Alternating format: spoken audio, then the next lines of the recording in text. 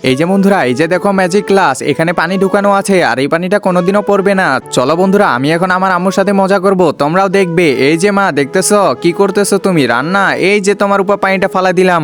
ওরে বাবা, আমি তো পুরো চমকে গেছি। দেখছো মা, তুমিও চমকে গেছো। যাই এখন দাদিকে ভয় দেখাই। দাদি, তুমি এখানে কি করতেছো? এই যে তোমার উপর পানি ঢালে দিলাম। ওরে বাবা, আমি তো ভয় পেয়ে গেছি। আরে দাদি, তুমি ভয় পেয়ে গেছো? হা হা হা হা। আরে আমার ছেলেটা যে কি করে না, সবাইকে শুধু ভয় দেখিয়ে বেড়াচ্ছে।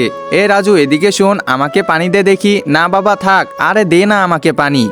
আরে বাবা, বলতেছি না থাক।